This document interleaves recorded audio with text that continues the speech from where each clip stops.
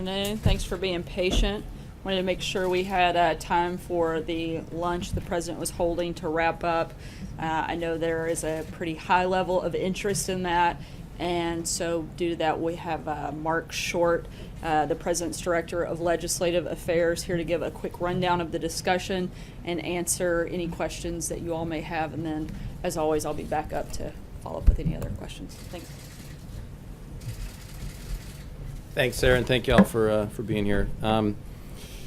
As you probably saw in the opening remarks from the president, he made the case to the American people and to the members attending the lunch that inaction is not an option, that Obamacare has continued to implode.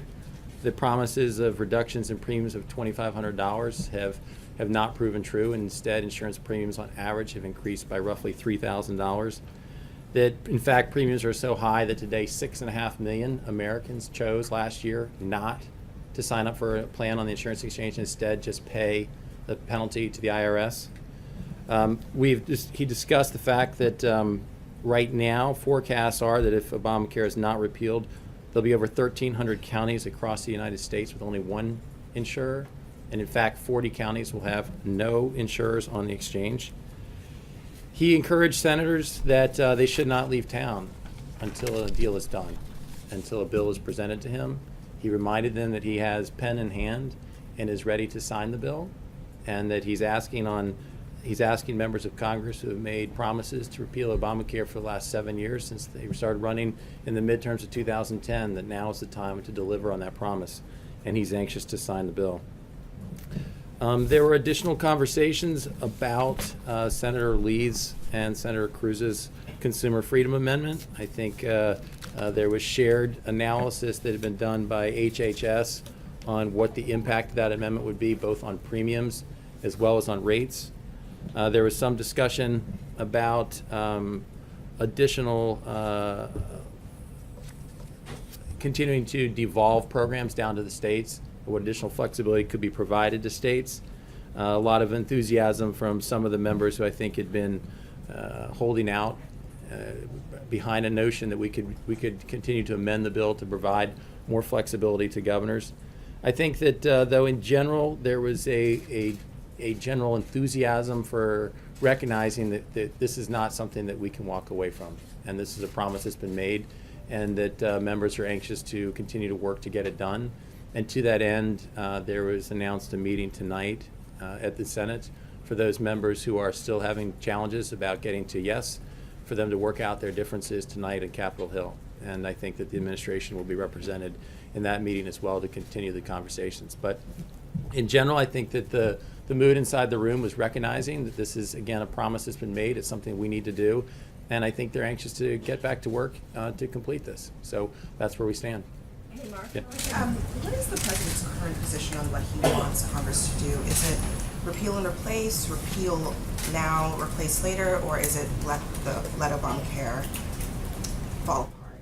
I think the president has been clear that what he wants is repeal and replace. That's what he said during the transition. That's what he said ever since. He has mentioned that if Republicans cannot find consensus on what the replacement plan is, then we should at least deliver on the promise to repeal. But his preference is the Senate bill as it's constructed right now. He expressed that openly in the meeting and walked through many of the benefits that are included in the bill, including the tax-free health savings accounts and additional monies that are provided there to pay for premiums.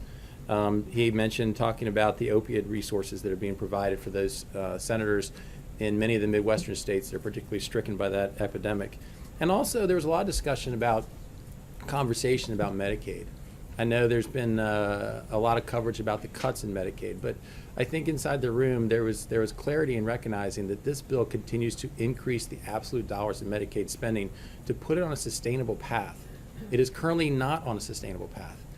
What the bill will do, what current law will do, is it will bankrupt Medicaid and it will not be there for people. And what the president and those in the room were talking about is that the Medicaid expansion and the continued growth rate is a reduction in the growth rate, but that is not a cut. That is increased actual dollars. Yep. Mark, so a question for you. Can you kind of explain a little bit? The president said today, I mean, as the bill stands right now, not enough senators support it for PPC, yet the president said today publicly that they were close. Mm-hmm. So in what ways do you guys think you are close? Did senators give you any indication today that they're going to get behind this thing?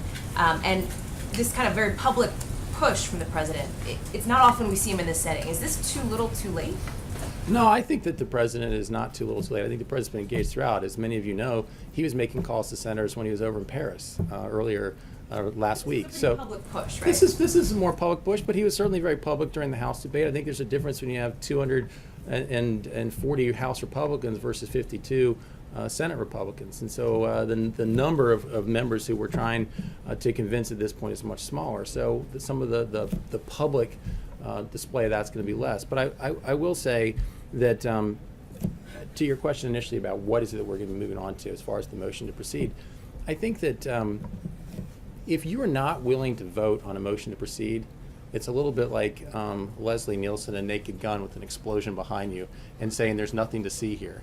What we're saying is that if you're not willing to move to proceed, you're basically acknowledging that there's nothing wrong, that Obamacare is fine. And we believe that Republicans have their opportunity to amend the bill, but you have to get on the bill first. And the president was making that case, and so was Leader McConnell, that look, for all of us who are trying to deliver on the promises we made to repeal Obamacare, we have to first get onto the bill. You can't pretend there's not an explosion behind you. You can't pretend that Obamacare isn't collapsing. You got to move on to the bill, and that's what the discussion was. Yeah. What time is the meeting tonight, and who are some of the members who are invited? Meetings at 7:30. It's pretty much open to all members, but I think that it's focused on those who that are still in the undecided category. Yeah. Mark, two questions really fast. On Medicaid, Yeah. did you get into the weeds in the conversation with the senators? I mean, not just talk about how we're going to make sure this is sustainable and make sure that people still have services. Did you get into the weeds about it? Because people are concerned about hearing these grandiose topics, or this can be done, but they don't have the substance behind it. Did you get into Medicaid? Did you get into the opioid issue? Did you get into the other issues in the weeds of when you were in the conversation, when they were in the conversation? There was more conversation regarding Medicaid. There was an acknowledgement and discussion up front of the work of Senators Capito and Senator Portman on the opioid dollars that are inserted into the bill. But there was more discussion, I think, on the growth rate of Medicaid, and particularly, I think, Senator Toomey making the case that I articulated here, that we don't believe the current path is sustainable, and so the reforms that are in there help to make sure that the program is viable for future consumers. All right, last question. Mitch McConnell said they didn't have 50 votes to. The president said, we're close. But let's go beyond next week. Let's say maybe it doesn't pass after this vote happens. What's plan B? What's plan C? We are confident we will get this bill passed. We're confident that at the end of the day, we will deliver on the promise that's been made to repeal and replace Obamacare. So all of our efforts right now is to get onto a vote. To answer your question, it depends on what the amendment process is. That's the great thing about the greatest deliberative body in the world, is you can offer open amendments. And so this is an opportunity for members to make changes to the bill, but you can't make changes if you're not willing to at least have the conversation about it. So we're asking them to get on the bill first. So you're not going to give up at all? No. I don't think that... If the amendments are not to your liking, you're not going to give up? I think there's a lot of people who've underestimated this president before. He's not one to give up. Yeah. Questions. One is, you mentioned the meeting being open to everyone. Does that include Democrats? The meeting is open to the Republican conference. I think that if there are any Democrats who are willing to work with us on the repeal and replace effort, I'm sure they'd be welcome to. And second of all, does the White House approve of FreedomWorks giving out Trader Awards to those who vote no on the motion to proceed? I don't think we have any comment on what FreedomWorks is doing. You support it? I'm not familiar with any Trader Awards that they're giving, so it's hard for me to comment on that. Thanks. Yeah. Senator Murkowski and Moran have said that the president had strong words for them, including some negative words for them once the cameras were out of the room. How productive do you think it is for the president to essentially be calling out people who voted against this or have severe questions about this? I don't think he had strong words. I think that that the conversation was very respectful, and it was one of disagreeing on a couple of points. But I don't think that there was any badgering. I think the president was trying to be an encourager and say, here's how we need to get there, guys, and let's get it done, because not only is this a promise we made to the American people, there are Americans who are suffering right now. They're suffering without us delivering on the promises that we made. It's time to solve that problem for them. If he's asking them to stay in for the August recess, what is he going to do differently in the coming weeks? The approval for this bill is still, incredibly low. Does he have any more plans of traveling to some of these red states where they're from to try and explain the bill more with the megaphone that only he has? I think that I think you'll see that in one form or another. I think that several senators raised the notion that the president could be extremely helpful to them and making that case, and I think that he was receptive to that. I do think that overall, collectively, it's often easier to be against something, and that messaging is easier than it is to communicate what you're for. But I think there's a lot of things in this bill that the president started his remarks by saying, look, guys, here are all the things that we're doing in this bill that we should be talking about that are positive for the American people. And so I think you'll see that engagement. Mark, you were talking about the president being open to going out and trying to sell this. But the president's a branding person. You talked about, the need for Republicans to recognize you can't, bet on Obamacare imploding. But it seems like the brand you're selling is Obamacare's failing, not here's what the plan is. Are you recognizing here that there hasn't been a clear message from this White House as to what it stands for in this health care bill? What do you mean when you say the president was receptive to what the senators were asking him? And what does close mean? In which part? I think The president said we're question. close. Are you talking about votes? Yes, I think he's talking about how close we are in the votes, that he's had conversations over the last couple of days from some of the senators who have publicly come out and said they wouldn't vote for the motion to proceed, but they've communicated to him that, actually I was getting a lot closer, and so give me a little bit more time, let's work through a couple more things and we can get there. So I think that's what he's communicating when he says that we're close. But in terms of what the message is that the president is going to be selling in these states if he visits them, what is the message other than it's not Obamacare?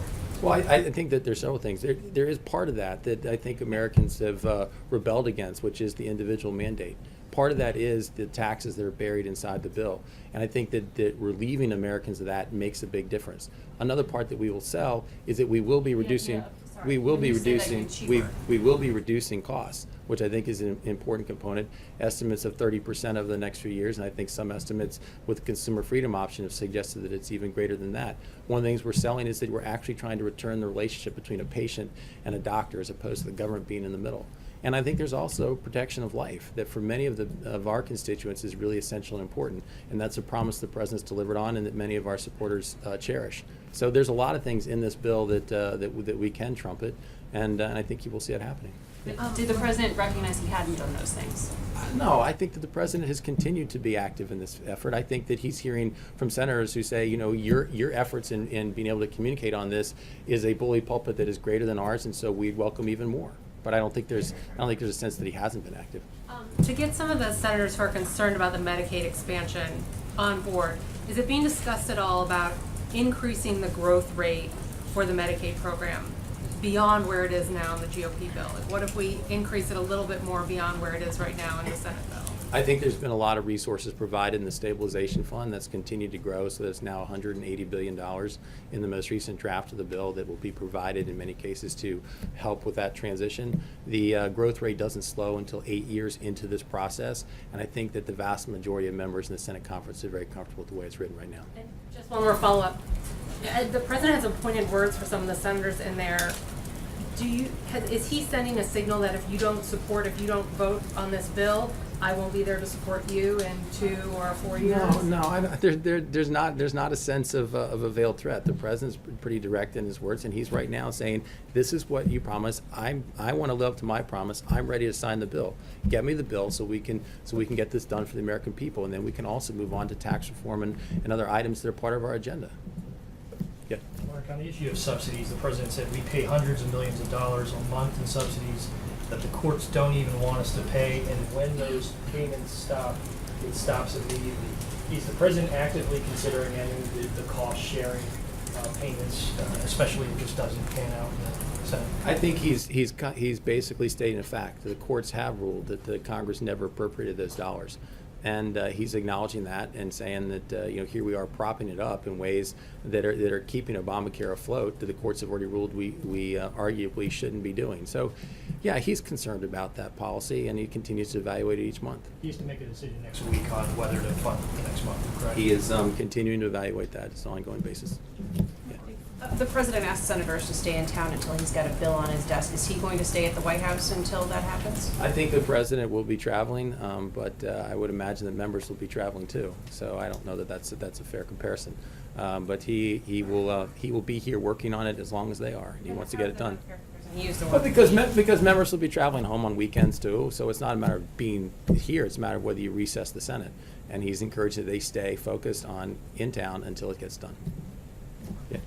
You mentioned this idea that they can proceed to debate and then they can offer amendments, but hasn't the issue been that there are factions in the Senate and throughout the Republican Party that have just very different ideas of what they would want out of a bill? So what amendments do you think could be offered that would satisfy both the conservatives and the moderates who've raised concerns about these bills? I don't want to try to limit that because it's an open amendment process, and I think that there's a lot of different options. But certainly, I think that Senator Lee is interested in expanding it from a single risk pool to a 2-risk pool. I think they're moderate members who want to see additional dollars provided in Medicaid funding. So I think there's a lot of different amendments that could still be offered. Some who want to block grant more dollars down to the states. Those are certainly a few, but I think that there's a lot of creative ideas that members have that can continue to improve the bill, and we're open to that. As I said from the start, I think if you're saying that you're not willing to move to the bill, what you're in essence conceding to the American people is you're comfortable with Obamacare, and all the campaign promises you made were hollow. So it's time that we get on the bill and we can then amend it and fix it. Yeah. Did something change between yesterday at lunch when the president said he's very disappointed? He's learned that he needs more Republicans in the Senate because there clearly aren't enough now. That was yesterday, and then today at lunch he said, let's do this. Did you advise the president to give it one more go? Did Leader McConnell say, "Hey, we're going to have this vote next week. Keep the momentum going"? What changed between yesterday and today? I'm not so sure it's inconsistent to be able to say, hey guys, we need to keep working at this till we get it done, and also expressing the desire that we wish there were more Republicans in the Senate because some of these efforts we could move more quickly. I don't think that that's inconsistent. So does the president not think that he needs more Republicans? He has enough now? I think that you will see him in 2018 working hard to make sure that the number of Republicans in the Senate continues to grow. Mark, at what point do Republicans own health care in America? I think that's a good question. I think as soon as we're able to replace Obamacare with our solution, then at that point it will begin the ownership. There will likely be a transition period. But to be clear, so right now you control the Senate, Republicans control the House, they control the White House. So why, if they're unable to accomplish it now, aren't they responsible? At this point, I think that there's a difference between saying responsibility and owning it. I think that we all feel a level of responsibility. That's why we're trying to change it, in honesty. But as far as owning the Obamacare policies, I'm not familiar with any Republicans who voted for Obamacare. But health care in general. Americans don't care about Obamacare now, they just care about their own health care. Sure, but I think I think in many ways that's one and the same, Peter. At this point, there was not a single Republican who voted to pass Obamacare, and so I do think that is still the law of the land. Until we replace it, I think that they own it. Yeah, a quick follow-up on this conversation here. The president tweeted recently that, quote, the Senate must go to a 51-vote majority instead of the current 60 votes.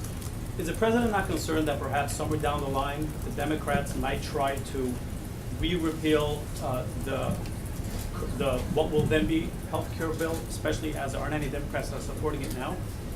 I think that in general, I think it's better for us to leave the rules of the Senate to the Senate. But I think the president's comment is making the case that he feels very certainly that if Senator Schumer were in control, he would change the rules of the Senate in a heartbeat. And so I think that's what his concern. Why would it go back and forth every 4 to 8 years? And it's possible that it would. I just think he's acknowledging that Schumer would do this if he had the opportunity. But is that a solution though? Is temporary? Can I clarify something in your answer to Ken? Under the option of repeal and delay, one option, or the option of failure and the Affordable Care Act remains the law of the land, there's a period of time in which the president is in charge of the Affordable Care Act. In response to the question from Ken, you suggested the president is considering withdrawing the subsidies.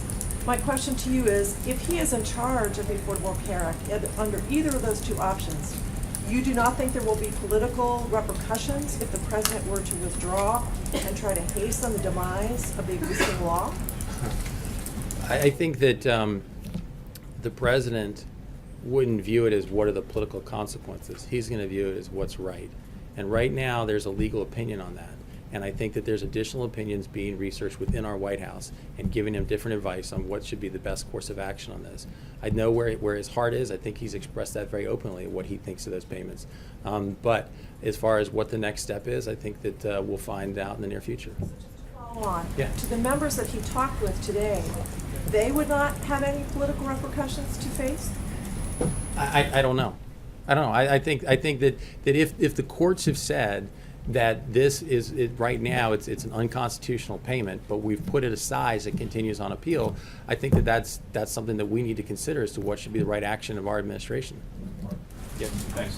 The president specifically raised Dean Heller's race next year, and saying that he would like to remain a senator, aka get on board with Obamacare. Did he make some kind of specific promise to Senator Heller that if he supports this bill, that the president will be there to campaign for him next year?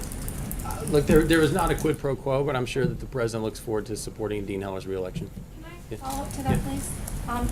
Was there some thinking behind the seating arrangements? Dean Heller, Tim Scott, Capito, McCuskey, because are these the people he thinks are easier to get to yes or harder to get to yes? I think that the president, I think, welcomed the chance to have one-on-one conversations with Dean Heller during the lunch. I think that that's an observed fact, but I don't want to comment on exactly how strategic the seating was. That's part of our job. John? Thank you, Mark. Supporters of repeal and delay say that they are not worried about enactment of the Biggs Amendment in the House. In the Senate, 3 Republicans have said they're against it so far, Senators Capito, Murkowski, and Collins. Are those people that if repeal and delay got to the Senate for a vote, the president would try to influence and talk to support repeal and delay? Again, I don't want to really differentiate those, John, because I think the president is trying to say we need to get on the bill to amend it. And if you're not willing to do that, you're basically saying there's no problem here. And so, yes, the McConnell has said the first bill he'll bring up is the 2015 bill. And that's the first step. But there'll be an open amendment process to continue to bring in a replacement effort, too. Yeah. Mark, 2 questions for you. Following up on Peter's, I understand that the White House's argument is that Democrats own this as a policy matter, but from a political matter, as you mentioned, this is the president in the room with Republican senators. If they can't get this done, and I know you say you're confident that they will, but if they can't get this done, is it politically the problem of the people in that room for not being able to get it done? We're going to get it done. Okay. I get that your answer. Let me go to one other thing that you said. You said that the president's always said that repeal and replace is his policy, and that's certainly what he's saying today. Just yesterday he tweeted and said, as I've always said, let Obamacare fail and then come together. Since there are 2 versions here of what the president has always said, can you at least acknowledge that the White House has been somewhat inconsistent on this? What I think I said to start is that the president's preference has always been repeal and replace. If I didn't, I apologize, but that's what the president's preference has always been repeal and replace. Okay, That's just what he wants. looking at the president's own words, the 4 or 5 different positions in the last 48 hours, there's been some inconsistency here from the president, correct? The president is committed to repealing Obamacare and replacing it with a better solution. You don't think there's been any inconsistency? I think that we are for repeal and replace. What conversations the president has had with Senator McCain, who obviously couldn't be here today, but as you know, issued a statement on Monday night saying he wanted to start from scratch with the Democrats because he didn't want it to be a single party issue the way it was during the last administration. I think that the president has wished Senator McCain well. Our thoughts and prayers are with him, but I'm not going to divulge any of the private conversations they've had on that matter. Mark, you mentioned the protections to life in this bill. Tell me exactly what you meant by that and why the president supports that.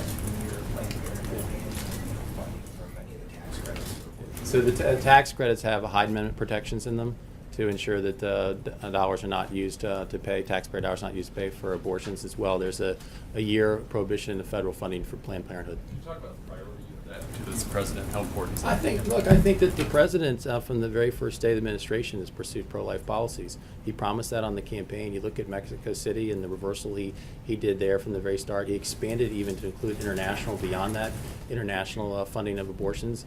I think that this was the first vice president to speak at the March for Life rally. The president has been, I think, very consistent in putting forward federal judges who respect life. And so I think that it's been a consistent part of the administration. And so, sure, it's a priority in this bill, too. Mark, thank you. You're giving us a lot of ambiguity here on this issue of CSR payments and whether the president's going to make them or not. The number of insurance company executives have said I think it's the that president's ambiguity that's causing them to have to raise premiums going into next year because they don't know whether those payments are coming or not.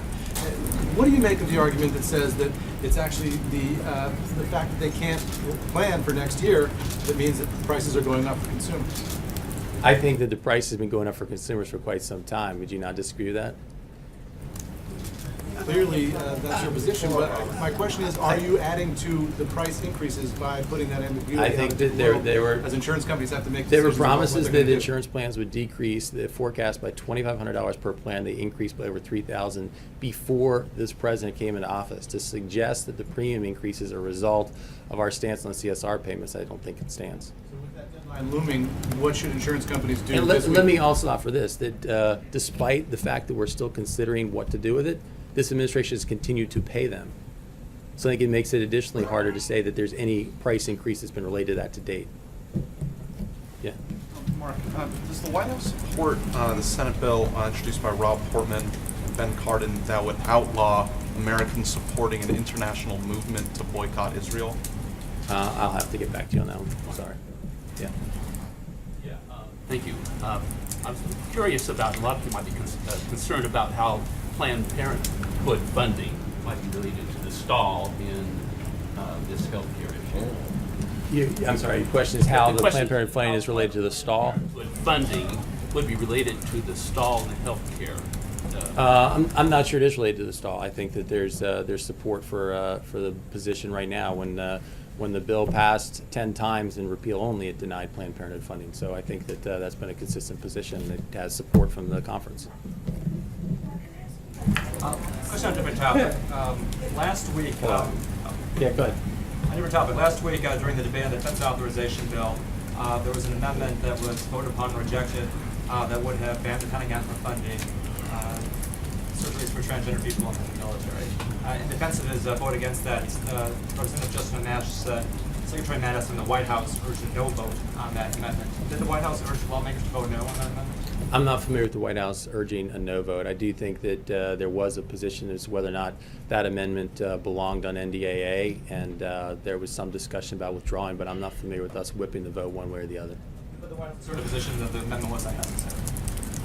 I'm not saying it's unnecessary. The position was whether it belonged on NDAA.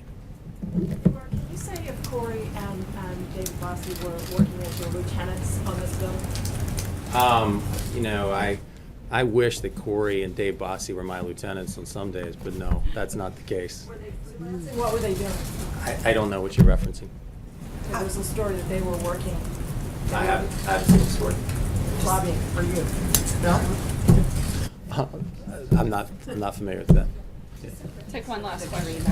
Senators Graham and Durbin are reviving a piece of legislation that would address streamers through a legislative process. What's the administration's position on that? I think that the administration has opposed the DREAM Act and likely will be consistent in that. Thanks, Mark. Thank you all very much. Thank you, Mark. Later this afternoon, the President, along with the Vice President, Secretary of Labor, Alex Acosta, and Director of the White House Office of Trade and Manufacturing Policy, Peter Navarro, will host representatives from small and medium-sized companies that manufacture products here in the United States. We'll be highlighting products made in American factories by American workers to our economy and how the process of certification ensures the integrity of the iconic Made in America label. The Trump administration is dedicating to helping build, certify, and defend the Made in America brand so that American products can reach every shore and stock every shelf, and American workers can reap the benefits. Unfortunately, the Made in America brand is under attack from a flood of illegally subsidized imports and counterfeit goods.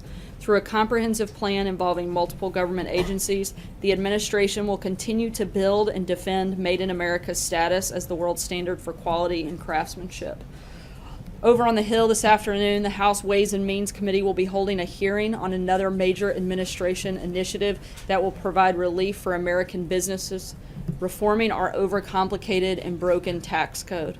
The House hearing today will emphasize how simplifying our tax code will help individuals and families and small businesses like the ones visiting the White House this afternoon. Taxpayers will spend nearly 7 billion hours and over $250 billion annually to comply with the current system. The hours and dollars that businesses spend on compliance could be much better spent to grow their operations so that they can put even more Americans in well-paying positions. The Trump administration is working from all angles to bring jobs back to our country by making it a better place to do business. This morning, the United States Trade Representative Robert Lighthizer announced that the first round of negotiations for the North American Free Trade Agreement will take place here in Washington from August 16th to the 20th. These negotiations are beginning on the first possible day allowed by statute, and USTR's swift actions are reflective of the priority the President has put on renegotiating this deal so that it is better for America's workers, farmers, businesses, and manufacturers. USTR will be able to help you out with further inquiries on those negotiations as they proceed. President Trump plans to strengthen our southern border, which is another central part of his agenda to make America safer and more prosperous. The Army Corps of Engineers has begun to lay the groundwork for the construction of a wall along our southern border, including drilling and taking soil samples in New Mexico, California, and South Texas. In addition, Customs and Border Protection is currently evaluating design proposals, and we're already seeing the results of the President's focus on immigration enforcement. Since the President entered office, illegal border crossings are down by almost 70%, which is a historic low. The President is glad to see serious progress being made on one of the biggest promises he made to the American people. Finally, I want to welcome senior government of Iraq spokesmen and media directors who are visiting Washington as part of a State Department-sponsored exchange program. During their visit, they participated in last week's coalition meetings and participated in a series of briefings at the Department of State. They've also done some press both at the State Department and last week at the Pentagon, where they held a joint press briefing with coalition spokesperson Colonel Ryan Dillon. We're glad to have them here with us today, and with that, I'll take your questions. Jim? Sarah, the Obamacare repeal had about $1 trillion in cuts over time. If it doesn't pass, those cuts would obviously be off the table. How then can Congress cut taxes and move on to tax reform without jacking up the national debt? And will the President push for tax cuts knowing this will probably balloon the deficit? I believe you heard from Mark that we're confident that this will go forward, and we're continuing to push for tax reform. At the same time, we're working on developing that further, and we'll continue to do so and making progress on that front. Matthew? President Trump said millions of people voted illegally and cost him the popular vote, but it was said repeatedly at today's Voter Integrity Commission meeting that the committee has no preconceived notions or preordained results, and Trump himself said that the committee should have no conclusions already drawn. So which is it? Did millions vote illegally, or do you guys not know? Because the White House has now said vote. No, we haven't. The President's entitled. Hold on. I'll let you finish your question. I'll answer now. The purpose of the commission, I think we can all agree, both Democrats and Republicans, that we want the highest standard and the greatest level of integrity when it comes to our elections. And the purpose of the commission is exactly what you said. It's fact-finding. That doesn't mean that the President doesn't have thoughts and opinions, but the purpose of the bipartisan commission is to come together and to look at voter integrity across the board on a litany of different issues. We know there have been a lot of previous studies that have taken place. They'll take those into account, but also not make any predetermined decisions on anything based on those studies, but conduct a full review of their own. But the president's made the conclusion that millions voted illegally and cost him the popular vote. Today he's saying he doesn't want his commission that he formed to investigate that to have any of their own conclusions. I'm still not understanding how he knows I don't this. understand how the president is allowed to have an opinion while encouraging a committee to do to take a full review of the election process, which is what it's set up to do. I mean, there are a lot of studies that have been conducted on this that have facts that they will take into account. But the point is to have a full and complete review, which has never been done from all 50 states, and to make sure it's as thorough as possible, and that's the purpose. Shannon? Oh, Sarah, there was a report that just posted that Trump will make the cost-sharing payments to health insurers this month. Is that correct? Has that decision been finalized that he will make those cost-sharing reductions? I believe that the decision's been made to make those through this month and determine beyond that. John? Sarah, it's Triple Play Wednesday, if you don't mind. First of all, there's been a lot of talk about what happened in this chance encounter, whatever you want to call it, at the G20 dinner. Can you set the record straight as to how long the president spoke with President Putin and, to the best of your knowledge, what they spoke about? I think that once again, the Russia fever has caught up with the media, and everybody ran out and tried to create a story that simply didn't exist. There was an official dinner. It was made very public by the release of the president's schedule, as well as the official schedule of the G20, that the president would be at the dinner, that he would participate, that the First Lady would be at the dinner and participate.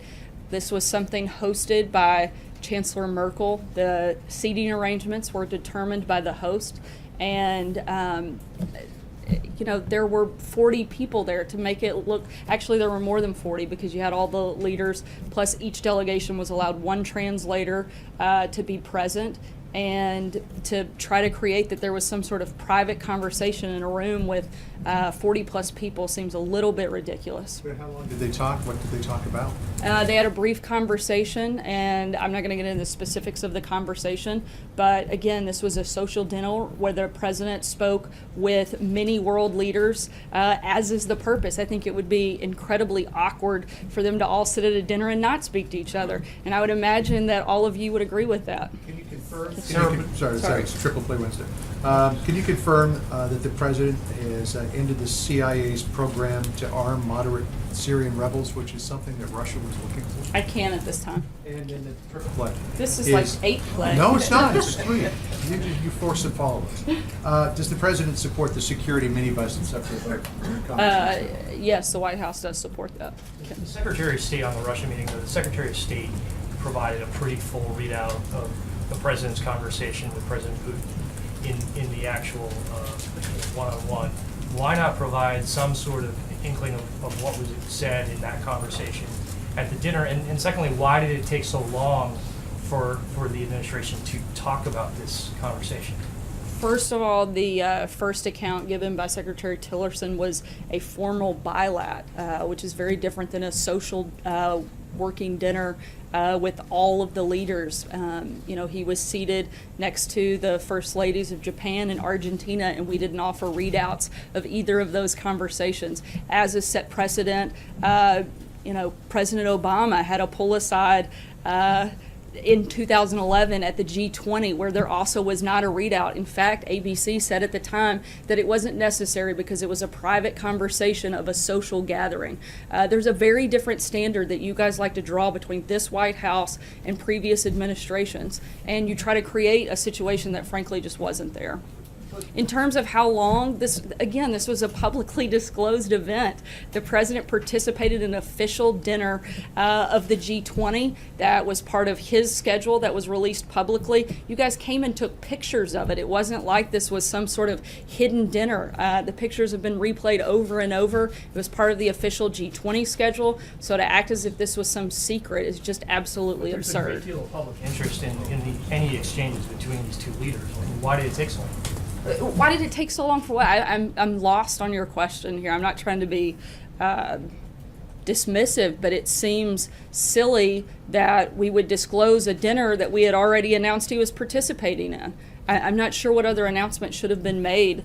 You guys have pictures of the event taking place, and it was on both the president's schedule as well as the G20 schedule. Together in their private meeting. Sarah, is the president confident that the Kremlin translator was accurately conveying what he meant to convey to Vladimir Putin? I mean, it is typical protocol to have either another official or a translator there so that the presidents can understand each other properly. Did he trust the Kremlin translator to portray what his thoughts were accurately? I believe so. Even members the previous administration from the State Department said that it wouldn't be advantageous for that translator not to be fully accurate. So, But was it, or do you mean to say, though, that it wasn't in-depth enough or sensitive enough that he felt it a matter of, a need to have accuracy and have someone else there? Because obviously he wasn't staffed for that. As you said, he was staffed for the Japanese translator. right. Again, this was a social dinner, and that was, the nature of the evening. Ally.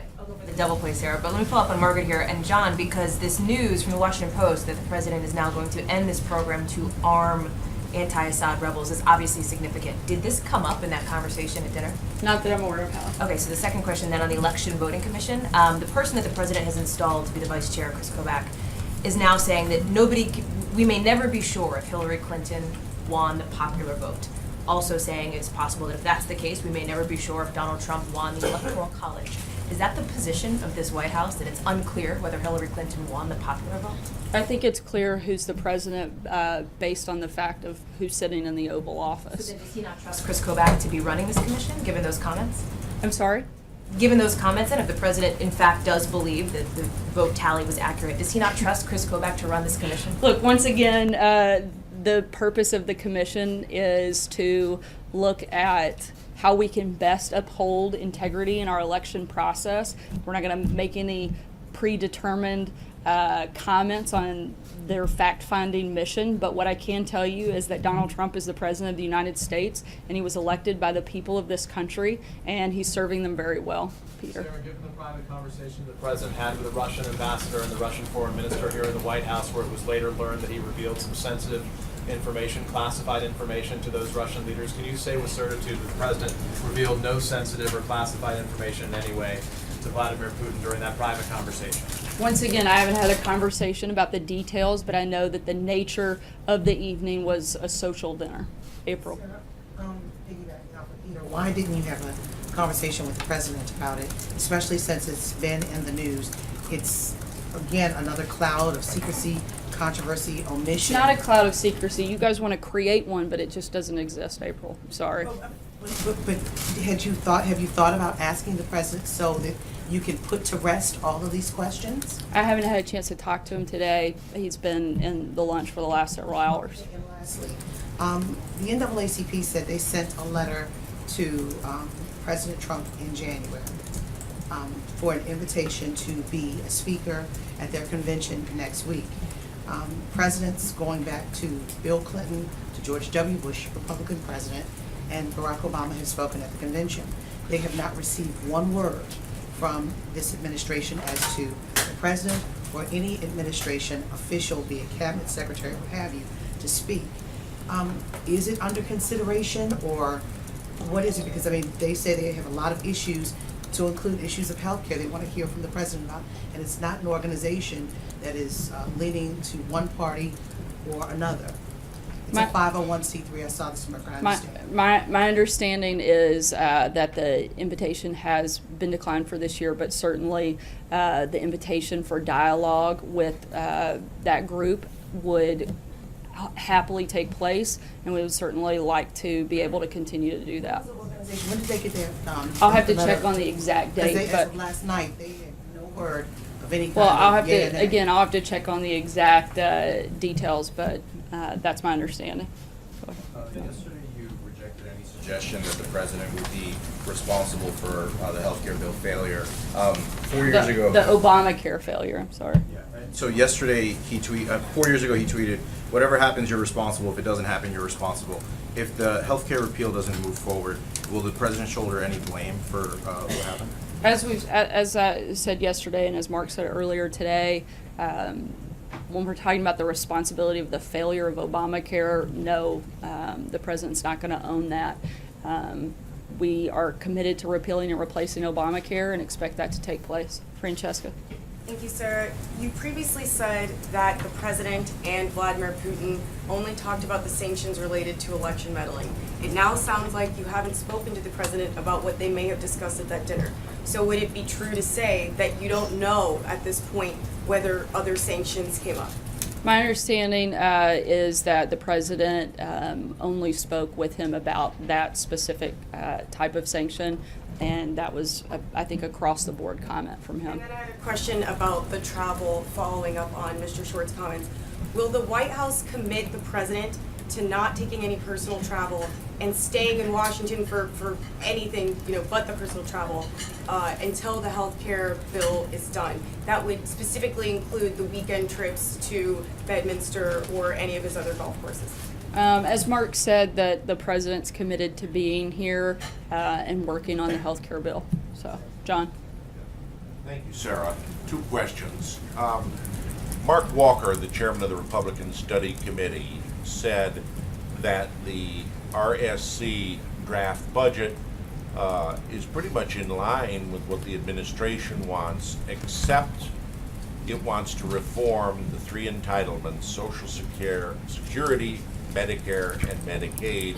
The president wants to preserve them, and he hopes to talk to the president about it. I believe he's already talked to Director Mulvaney.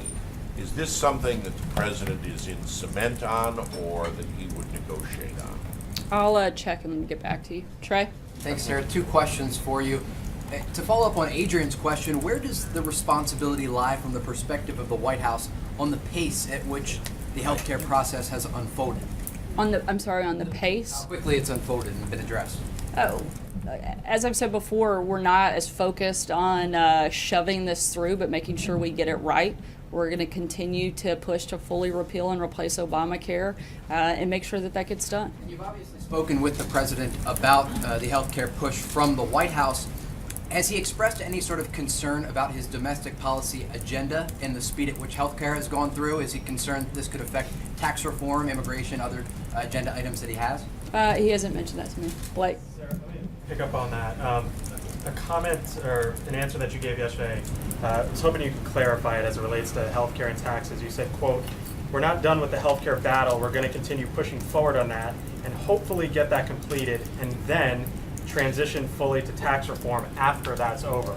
It sounded like there you were saying that healthcare has to get done in order to move to tax reform. We know that healthcare reform is kind of in this neutral position right now. Is that indeed the case, that tax reform still has to wait until whatever happens with healthcare gets settled, or are you willing to walk from healthcare at a certain point and say we got to get going on taxes? I don't believe it has to wait, but that's certainly the preference. I just want to go back to Mark's answer on the president's commitment to stay or go, to stay in town. What he said was the president will be traveling, but I imagine the members will be traveling too. So why is it not fair to ask that the president stay in town if he's asked the senators to do the same? I think Mark was referring to the weekend, but not specifically taking recess.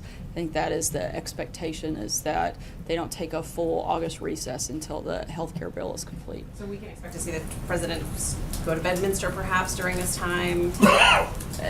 As always, we'll keep you guys updated on specific details of the president's schedule, but as Mark said, we plan to be here while the Senate is in session and get the health care bill completed. 2 questions. Just to clarify on the conversation between President Trump and President Putin at the dinner. So you're saying it was very brief. Is that less than an hour, less than a half hour? Do you have any time frame for how long that talk was?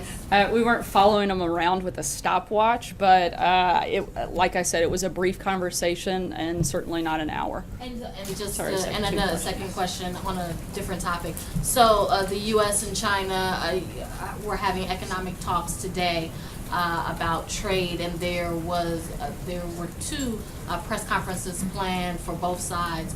Both of those press conferences have been canceled.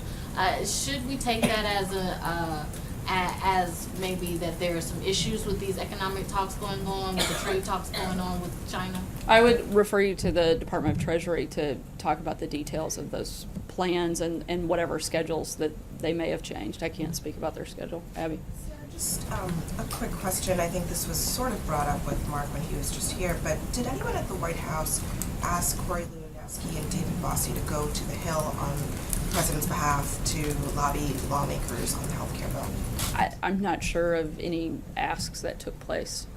Are you guys aware that they are there doing this? I read a report saying that they were there, but beyond that, I don't have any knowledge of a specific ask made of them. But is it possible that they were asked to do that by someone in this industry?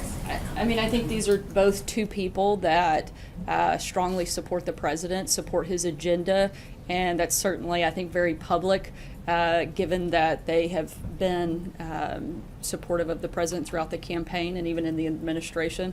And I don't find it surprising that they would advocate for the agenda of the White House at any opportunity they get, just like